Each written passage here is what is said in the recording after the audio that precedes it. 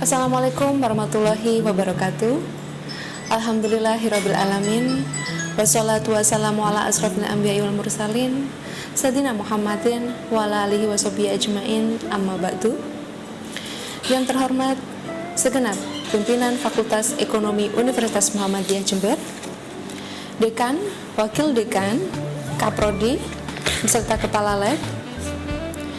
Yang terhormat Bapak Ibu dosen beserta staf pengajaran Fakultas Ekonomi Universitas Muhammadiyah Jember. Yang terhormat Bapak Ibu panitia Program Pengenalan Kehidupan Kampus dan Pembinaan Ideologi Mahasiswa Baru Fakultas Ekonomi Universitas Muhammadiyah Jember, serta mahasiswa dan mahasiswi baru Fakultas Ekonomi Universitas Muhammadiyah Jember tahun akademik 2020-2021 yang sangat kami banggakan.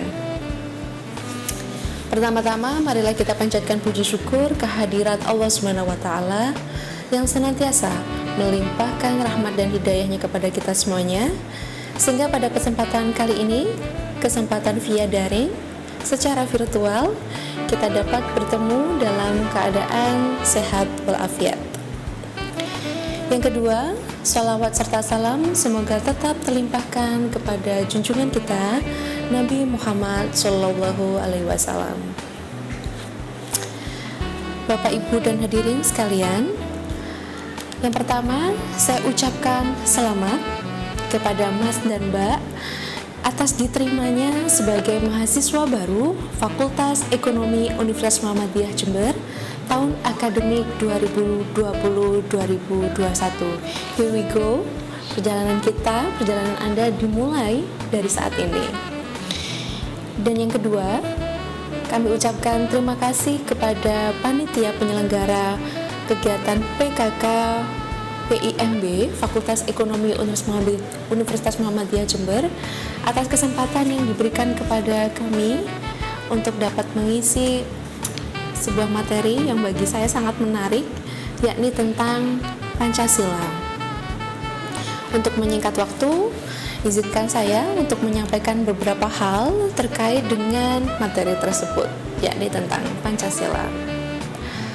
Mas dan Mbak, mahasiswa baru Fakultas Ekonomi Universitas Muhammadiyah Jember tahun akademik 2020-2021, ketika kalian mendengar Pancasila, saya yakin sangat familiar bagi kita semua.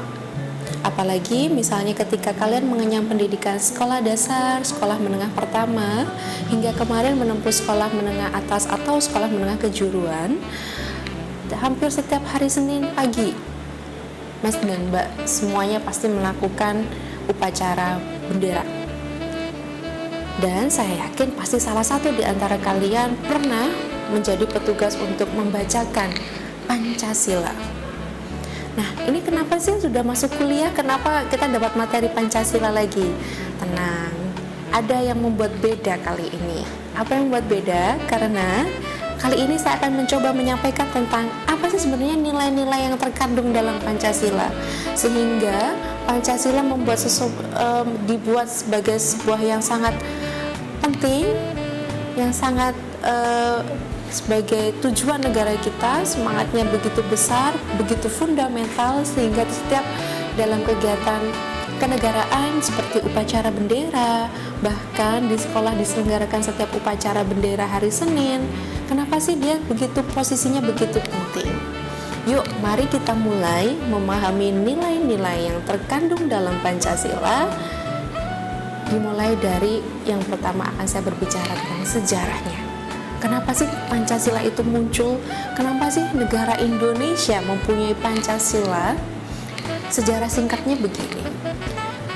Kalau kalian mengetahui bersama, negara Indonesia awalnya dulu bukan sebuah negara yang berbentuk seperti saat ini, republik. Bukan. Kita dulu adalah sistemnya, sejarahnya adalah negara berasal dari ada banyak kerajaan-kerajaan di negara Indonesia ini, mulai dari Sabang sampai dengan Merauke, dari Aceh bahkan sampai pernah mendengar beberapa pangeran-pangeran, Cut Nyadin, atau bahkan yang lainnya, pahlawan kenegaraan yang lainnya. itu semua yang menjadi awal mula kenapa kita harus lahir ideologi yang bisa membuat dari ujung ke ujung negara ini itu bersatu. Itulah menjadi filsafah ketika Bapak Soekarno pada tanggal 1 Juli itu menyampaikan bahwa negara Indonesia ini harus punya 5 semangat nih yang menyatukan dari Sabang sampai Merauke. Dan pada waktu itu disebutlah dengan Pancasila. Pancasila juga bukan hanya tertera di sila ke-1 ke-5. Pancasila ada dalam pembukaan Undang-Undang Dasar Negara Republik Indonesia yang disahkan 1 hari setelah negara ini merdeka, tepatnya tanggal 18 Agustus tahun 45. Memang tidak tersirat ada kata Pancasila dalam pembukaan, dan saya yakin salah satu di antara Mas dan Mbak yang hadir dalam kegiatan virtual ini pasti pernah menjadi petugas untuk membacakan Undang-Undang Dasar, pembukaan Undang-Undang Dasar tahun 1945. Di alinea keempat atau yang kita sebut dengan tujuan negara Indonesia, di situ tersirat mulai dari sila pertama sampai dengan sila yang paling akhir. Hal ini menunjukkan betapa fundamentalnya Pancasila, betapa besarnya pengaruh ideologi Pancasila ini. Dan itu juga terbukti bahwa Pancasila bisa menyatukan rakyat Indonesia dari Sabang hingga Merauke, sampailah terbit semangat kita untuk bisa merdeka di tanggal 17 Agustus tahun 45. Yuk, daripada lama-lama, mari kita mulai dengan nilai-nilai yang terkandung di sila pertama. Pancasila ada 5 sila. Sila pertama adalah ketuhanan yang Maha Esa. Kenapa ada ketuhanan yang Maha Esa di sila pertama? Ya, di negara Indonesia ini sangat beragam suku dan budayanya, dan juga terkait dengan kepercayaan yang diberikan oleh negara ini. Tidak hanya Muslim yang ada dilindungi di negara ini, namun terkait dengan keagamaan ada 6 agama yang dilindungi oleh pemerintah negara Indonesia. Memang mayoritasnya adalah negara agama Islam. Kemudian ada agama Kristen, Katolik, Buddha, Hindu, dan yang terakhir adalah Konghucu. Makanya kenapa di setiap hari-hari besar penyelenggaraan atau hari besar keagamaan itu pasti pemerintah akan meliburkan dan menganggapnya sebagai hari libur nasional. Kenapa sih negara itu harus menjamin adanya tentang keagamaan?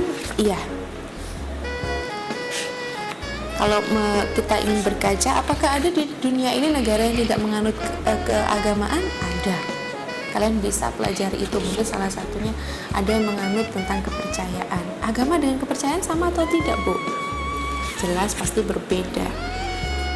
Bukan hanya dari sisi tulisannya, tapi pemaknaan agama dan kepercayaan. Kalau kita misalnya mengingat itu ada dulu, apakah suku Dayak itu agama?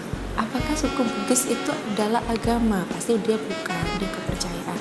Makanya di negara kita itu ada sila pertama, yakni adalah ketuhanan yang Maha Esa.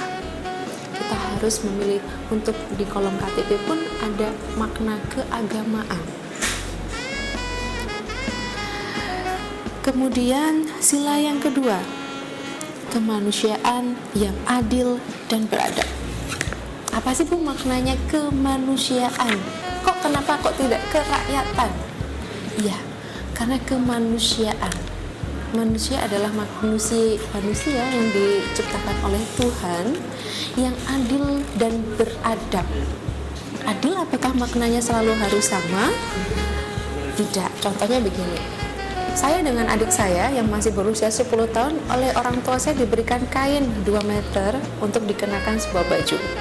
Saya mungkin dengan usia saya saat ini, kain 2 meter hanya cukup untuk satu baju. Tapi untuk adik saya yang masih berusia 10 tahun, kain 2 meter itu bisa cukup untuk beberapa baju. Jadi maknanya adil itu tidak harus dengan sama. Makanya kalian, Mas dan Mbak, sebagai generasi penerus bangsa ini memaknai harus mempunyai pola pikir yang luas, harus membuka cipta rasa dan karsa kalian bagaimana untuk memahami adil dan beradab. Beradab pun, kalau kita misalnya hari ini era disruption, revolusi industri selalu mengacak pada Google dan sebagainya, broker link, Ingat, Pancasila mengajarkan kita untuk bersikap adil dan beradab. Adil dan beradab saya yakin tidak ada dalam YouTube, tidak ada di dalam Google. Memaknai sebuah adil dan beradab itu pola pikirnya kalian harus bersikap mengasah rasa karsa dan rasa kalian itu dengan sangat terbuka, dengan egaliter, dan memaknai beradab itu kita sebagai bangsa yang saya tahu identitas saya adalah bangsa Indonesia, maka kalian harus bisa menempatkan kapan kalian harus bersikap adil dan beradab, apalagi dalam perkuliahan ini. Kemudian selanjutnya adalah sila ketiga, persatuan Indonesia. Wah, kenapa ini kita harus persatuan? Memang selama ini nggak bersatu ya, Bu? Saya bilang itu tadi. Dengan bersatu, negara ini menjadi besar. Jadi jangan pernah menganggap kalian yang datang hari ini mungkin dari berbagai budaya, dari berbagai suku untuk mengenyam pendidikan di Fakultas Ekonomi Universitas Muhammadiyah Jember, kalian itu harus satu bulat, satu niat, satu tekad. Kalian adalah sama-sama sebagai generasi penerus bangsa. Negara ini berharap banyak sekali padamu. Oleh sebab itu, silakan kembangkan olah cipta rasa, karsa, dan karya kalian selama 4 tahun ke depan di Fakultas Ekonomi ini. Start dari pagi hingga kalian pulang, mungkin dari sampai jam 4 jam 3 sore. Selama 4 tahun, jangan sia-siakan itu hanya dengan duduk manis, dengan mendengarkan Bapak Ibu dosen mengajar, mengerjakan ujian. No. Apalagi hari ini, Mas Nadiem Makarim selaku Menteri Pendidikan hari ini sedang mempunyai inovasi baru, terobosan yang disebut dengan Kampus Merdeka, Merdeka Belajar. Pertanyaan kalian pasti, memang selama ini kampusnya terjajah ya, Bu? Tidak. Kampus Merdeka, Merdeka Belajar itu menciptakan, mengembangkan kepada mahasiswa untuk mempunyai pola pikir yang luas, untuk membuka pikiran kalian melihat segalanya dengan egaliter. Wah, ini kesempatan loh buat kalian. Yuk, mari kalian sudah memilih fakultas yang tepat, Fakultas Ekonomi Universitas Muhammadiyah Jember dengan Bapak Ibu dosen yang sangat kredibel. Jadi silahkan jangan bosan untuk mengembangkan kreativitas kalian. Karena saya bilang, kalau kalian bersatu, negara ini pasti lebih maju. Jadi bagaimana kita menghadapi revolusi industri yang semakin hari ini bergejolak, hingga mungkin bertanya-tanya 4-5 tahun ke depan kira-kira manusia masih diperlukan tidak?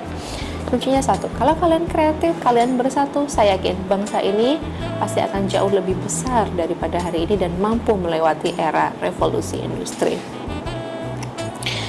Dari Persatuan Indonesia kita ke sila keempat, kerakyatan yang dipimpin oleh hikmat kebijaksanaan dalam permusyawaratan atau perwakilan. Kerakyatan, kalau yang tadi kemanusiaan, hari ini adalah rakyat. Maknanya kalau kemanusiaan tadi adalah kita harus baik ke semuanya. Tapi kalau kerakyatan yang disebut dengan rakyat Indonesia, siapa sih rakyat Indonesia itu? Kalau kita bisa di sini adalah mengatakan rakyat yang dipimpin oleh hikmat kebijaksanaan dalam permusyawaratan perwakilan. Jadi rakyat yang dipimpin oleh hikmat kebijaksanaan dalam permusyawaratan perwakilan. Kita sebagai manusia dan sebagai rakyat Indonesia itu akan dipimpin oleh hikmat kebijaksanaan dalam permusyawaratan atau perwakilan. Bahwa di sini ditegaskan bahwa kita bisa dipimpin oleh dari bagian dari negara ini, bukan negara Indonesia bukan seperti negara kerajaan yang untuk menjadi pemimpin itu adalah harus dari keturunan raja. Tidak. Contoh yang paling sederhana dan saya bisa memberikan semangat juga mungkin buat Anda, salah satu alumni dari Fakultas Ekonomi Universitas Muhammadiyah Jember hari ini sedang mencalonkan diri, sedang berjuang untuk dipilih sebagai kepala daerah di Kabupaten Jember. Maknanya apa? Anda, Mas dan Mbak itu nggak menutup kemungkinan 5-10 tahun ke depan kalian akan menjadi pemimpin, baik itu di daerah, mungkin juga di suatu wilayah, misalnya di kabupaten atau kota, di provinsi, bahkan mungkin juga di negara Indonesia ini. tidak menutup kemungkinan itu, karena asasnya adalah kerakyatan yang dipimpin oleh hikmat kebijaksanaan dalam permusyawaratan dan perwakilan. Rakyat itu ya, kalau kita berbicara sejarahnya, rakyat itu kerakyatan berasal dari kata rakyat, yaitu sekelompok manusia yang berdiam dalam suatu wilayah negara tertentu. Rakyat meliputi seluruh manusia, tidak dibedakan oleh tugas dan atau profesi atau jabatannya. Kerakyatan adalah asas yang baik serta tepat sekali jika dihubungkan dengan maksud rakyat hidup dalam ikatan negara. Jadi, apa mimpimu hari ini? Harus berpikir itu mulai dari sekarang. What the next? Apakah kalian ingin menjadi seorang pemimpin, bercita-cita menjadi sebuah kepemimpin dalam suatu daerah atau suatu provinsi atau bahkan suatu negara? Monggo. Dan untuk fakultas ekonomi ini sebenarnya mempunyai sila yang khusus yang diperuntukkan memang hanya untuk kaum ekonomi nih kasarannya. Apa sih sila itu? Ini dia, sila yang paling terakhir. Sila yang terakhir ini adalah dikhususkan bagi Mas dan Mbak atau Bapak Ibu yang memang sedang menempuh atau menekuni di bidang ekonomi. Karena silanya adalah berbunyi keadilan sosial bagi seluruh rakyat Indonesia. Siapa yang mampu menciptakan keadilan sosial? Yes, it's you, Mas dan Mbak sekalian.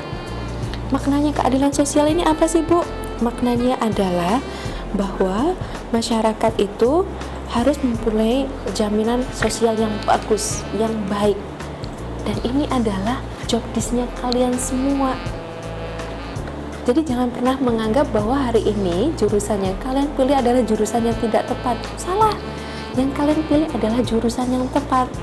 Dan kalau kalian hari ini merasa bahwa sedang setengah hati karena kalian tidak diterima di perguruan tinggi negeri, tidak pernah dengar pasti istilah begini.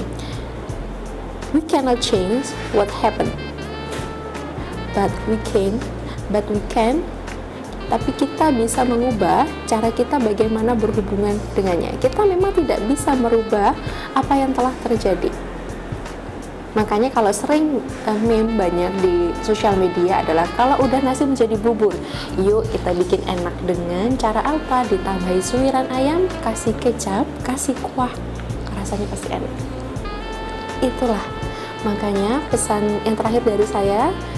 Pesan saya adalah,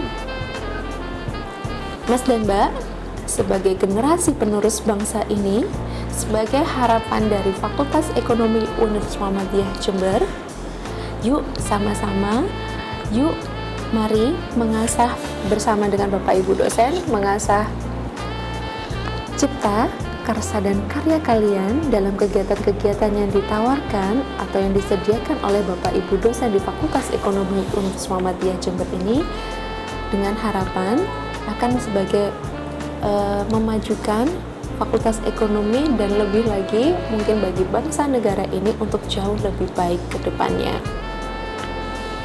Nasrun minallahi wa fathun qarib. Wassalamualaikum warahmatullahi wabarakatuh.